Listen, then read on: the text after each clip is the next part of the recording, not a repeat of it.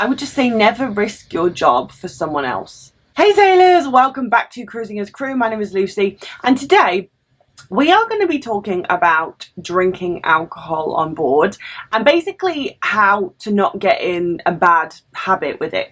But before we start, please press like and subscribe if you like my content, because it really helps me out with the algorithm. And also, I am doing TikTok videos now. I am trying my best to do TikTok videos. It's very new for me, but yeah, if you are on TikTok, go and give me a follow and let me know if you like the stuff I'm posting on there and if you've got any suggestions for me.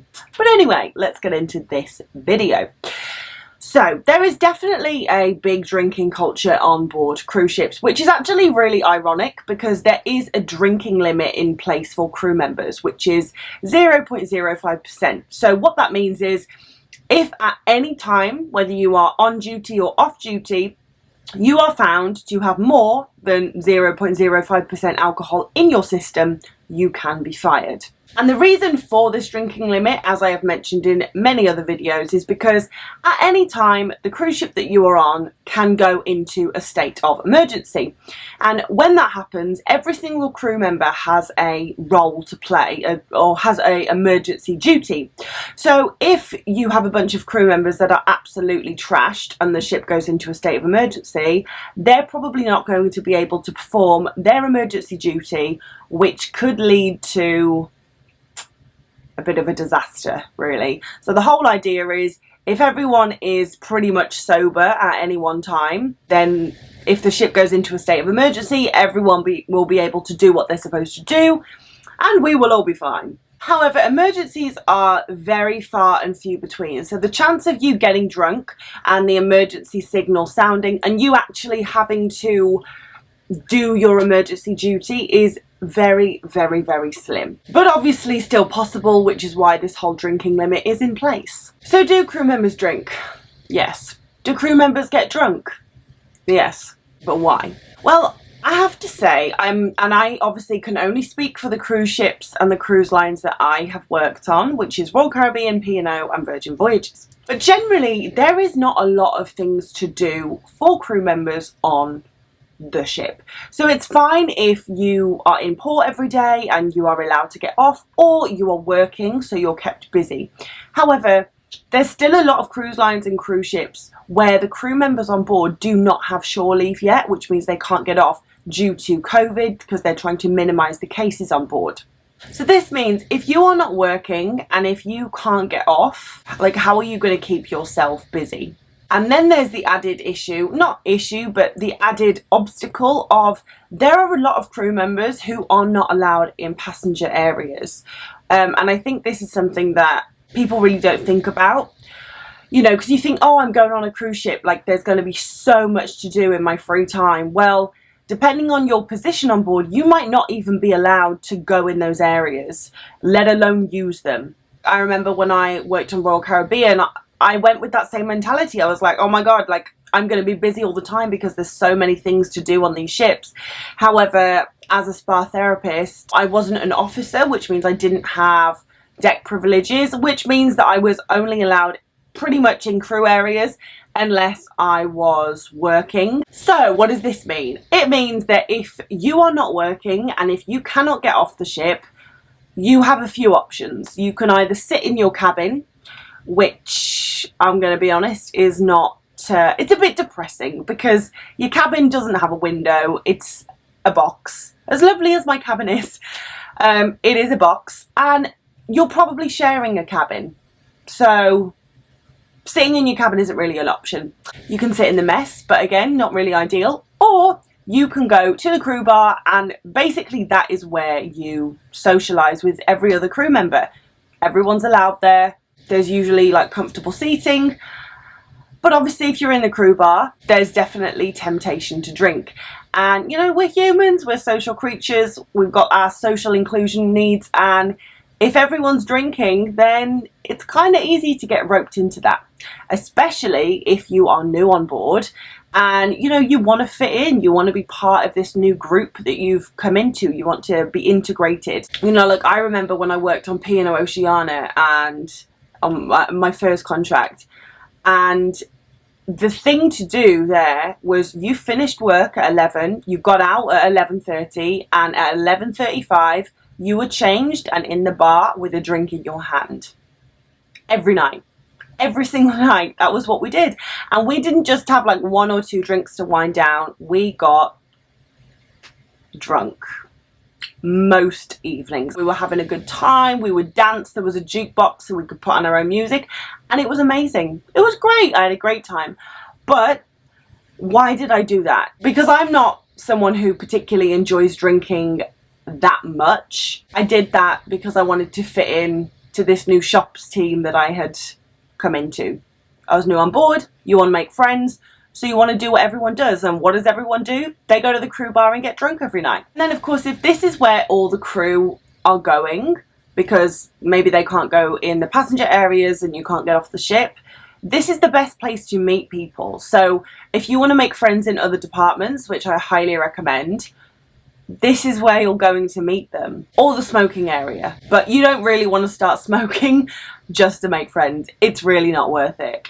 But I do know people who have, like, you know, I've had really honest conversations with people and they're like, yeah, I joined this ship and everyone in this department smoked, so I smoked. You know, like in Friends, Rachel Green starts the job at Ralph Lauren and her 2 co-workers smoke, so she starts smoking so she can be involved in the conversation. It's basically the same thing. We all want to fit in, and if everyone's drinking or if everyone's smoking, it's very, very tempting to do so, especially if you already drink. You know, I don't drink to excess, but because I already drink, it's not a hardship for me to drink a little bit more. Whereas I don't smoke, I have never smoked, so I'm not just gonna start smoking out of the blue. Whereas if you do smoke, but let's say at the moment you only smoke 2 a day, when you come on board you might find that you smoke 10 a day because you actually socialize a lot in the smoking area.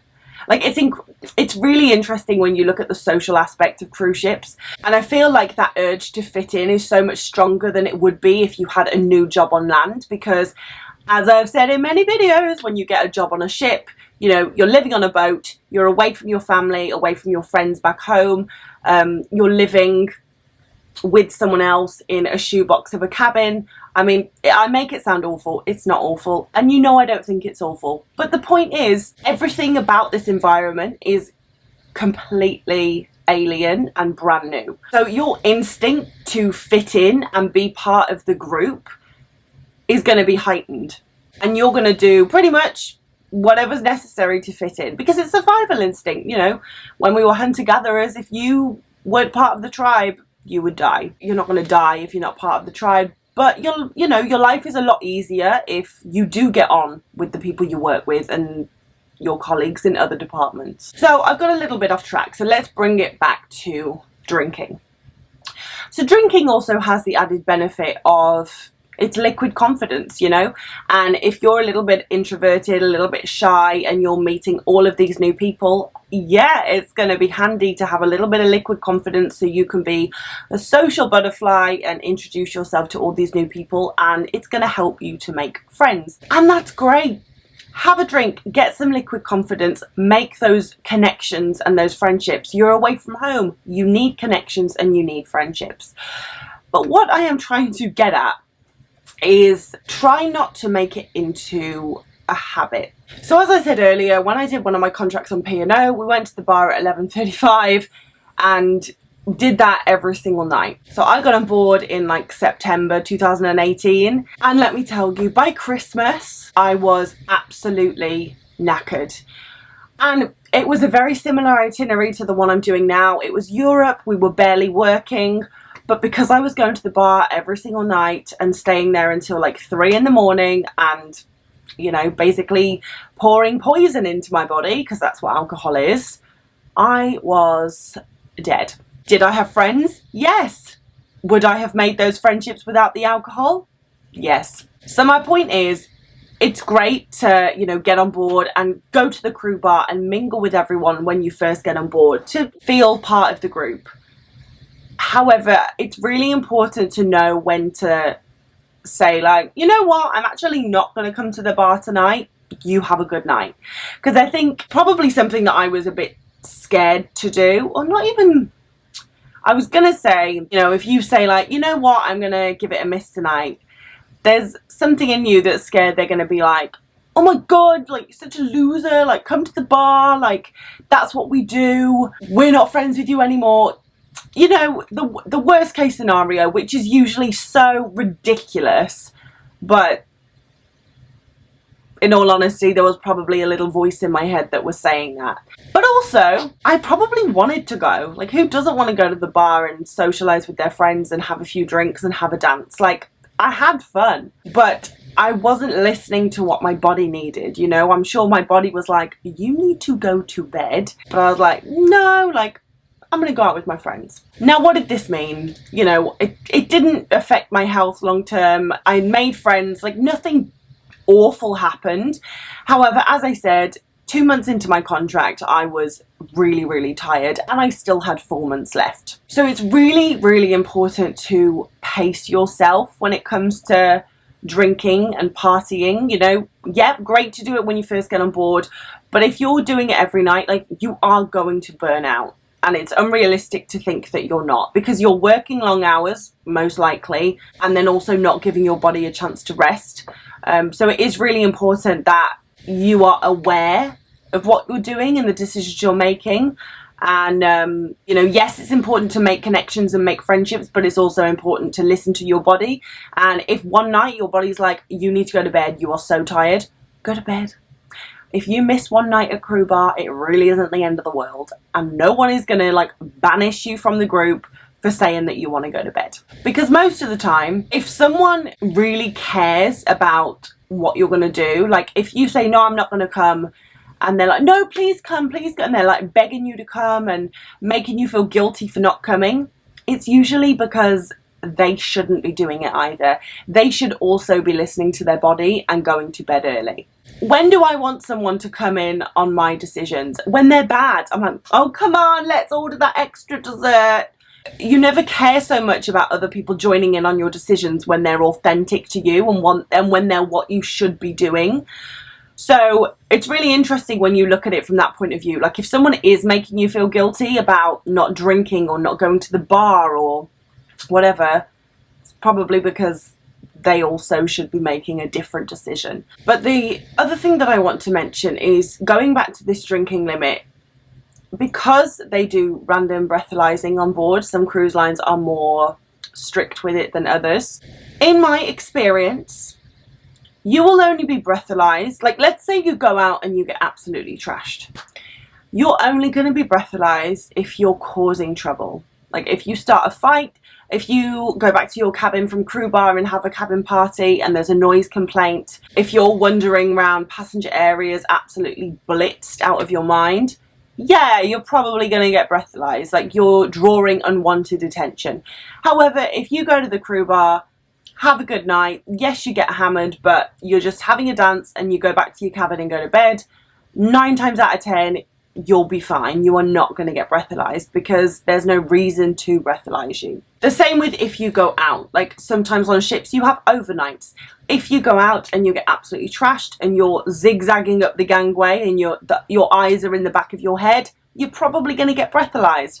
However, if you're a little bit drunk but you can pull yourself together, you'll probably be fine. And I say this because one of my biggest fears during my whole time working on ships has been being fired for drinking. I've known many people who have been fired for being over the limit, whether they're 1 beer over the limit or 10 tequilas over the limit. If you're over the limit, you're over the limit. And it's really, really sad when that's the reason that people get fired, because they might be amazing at their job, but they're just not great at holding their liquor. And because of this, it's really important to be responsible for yourself when you drink. Let's say you make friends with a person and every time they drink, they are a sloppy drunk, they're obviously drunk. Don't help them. This sounds awful, right? This makes me sound like such a twat.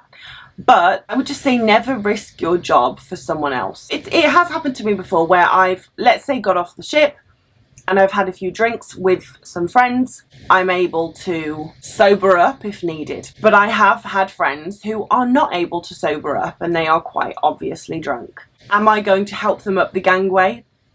No, I'm not. I'm going to get on the ship separately to them. I'm going to make sure I leave the crew bar separately to them. Maybe I'll call their cabin to make sure that they get home. But don't risk your job for someone else, because I've seen this happen as well. You know, you're trying to be a good friend and you take your drunken ass friend back to the cabin and security spots you. And they don't necessarily see you, but they see your friend who is quite clearly paralytic. And like I said, it doesn't matter if you're 1 beer over the limit or 10 tequilas. If you're over the limit, you're over the limit. And if they pull you both in and breathalyze you, you're both fired. Or even worse, what if they only breathalyze you because you were seen with her or him? So if you are going to drink, do not draw attention to yourself. And that includes helping your drunken friends home. And if you're going to take this philosophy like I do, you also have to be willing to look after yourself, and you can't expect anyone to look after you when you are drunk.